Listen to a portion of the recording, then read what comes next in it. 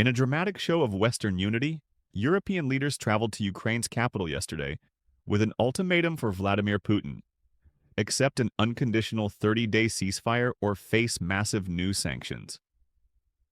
The most surprising development? Donald Trump is fully backing their demands, despite his previously unpredictable stance on the conflict. This rare diplomatic alignment comes at a critical moment in the three-year war, with Russian forces continuing to advance in eastern Ukraine, while global attention remains divided between multiple international conflicts. The leaders of Britain, France, Germany, and Poland arrived together by train in Kyiv on Saturday, May 10th, in what observers are calling one of the most significant diplomatic initiatives since the war began in 2022. Their joint appearance stood in stark contrast to the massive Victory Day military parade Putin hosted in Moscow just one day earlier, where leaders from China, Brazil, and even EU member Slovakia attended. During their 9-hour visit, Ukrainian President Volodymyr Zelensky hosted the European delegation at Mariinsky Palace for a 3-hour discussion.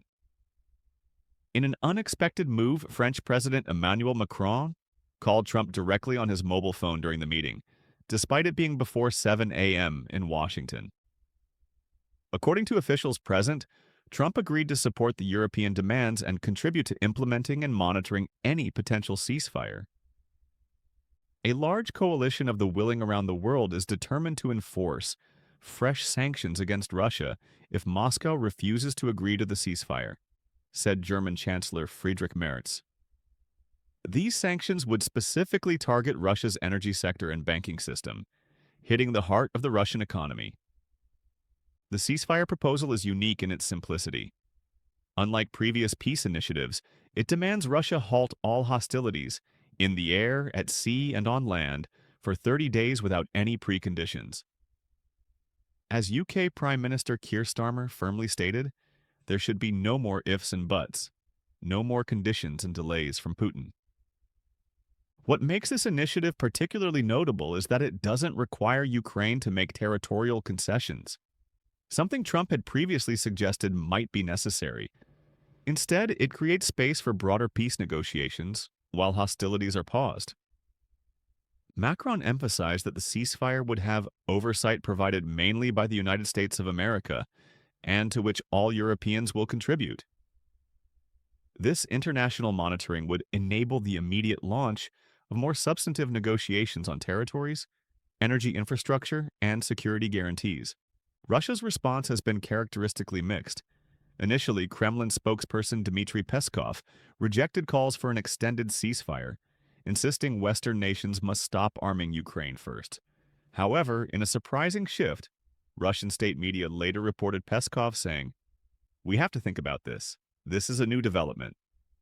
While European leaders are presenting a unified front, the path to actual implementation remains uncertain. Intelligence officials in Kyiv have voiced concerns that Russia might launch new airstrikes on the Ukrainian capital in the coming days, a move that would mock these Western peace efforts. Another significant development is the shifting approach to military aid. Germany's Chancellor Merz refused to publicly discuss whether Germany would provide long-range Taurus cruise missiles to Ukraine, a contentious issue under previous Chancellor Olaf Scholz. Instead, Merz announced his government would adopt strategic ambiguity and no longer publicize details about weapons supplied to Kyiv. The idea is that Putin should not know precisely which weapons are being provided and in what quantities, removing opportunities for political debate that might undermine support. Zelensky aligned with this approach, declining to comment publicly on specific weapons systems. Meanwhile, Western allies pledged to increase financial and logistical support for Ukrainian defenses, including tanks, drones, ammunition, and long-range missiles. Beyond the immediate ceasefire proposal, the European leaders committed to preparing for a long-lasting peace deal should Russia accept the truce. The coalition of the willing, now comprising more than 30 countries, stands ready to reinforce any eventual agreement with security guarantees, potentially including peacekeeping troops in Ukraine. This coordinated push comes at a crucial moment for Ukraine.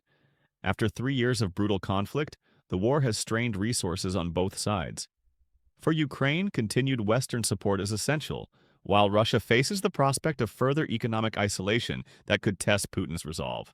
The diplomatic breakthrough in Kyiv reflects growing recognition that the conflict must end, but on terms that respect Ukraine's sovereignty. As Starmer put it, only one country started this illegal conflict, and that was Russia and Putin. And only one country stands in the way of resolving it peacefully, and that is Russia and Putin. What remains to be seen is whether this unprecedented alignment between European leaders and Trump will be enough to sway the Kremlin toward genuine negotiations. If Russia rejects this initiative, the threatened sanctions could further isolate Moscow economically, while Ukraine would likely receive enhanced military support. What do you think? Will this unified approach from Western allies finally create momentum toward ending the conflict? Or is this just another diplomatic effort that will falter against Putin's determination? While we wait to see Russia's formal response, one thing is clear. This rare moment of transatlantic unity represents perhaps the most significant diplomatic push since the war began. Whether it leads to lasting peace or renewed hostilities may determine the future not just of Ukraine, but of European security for years to come.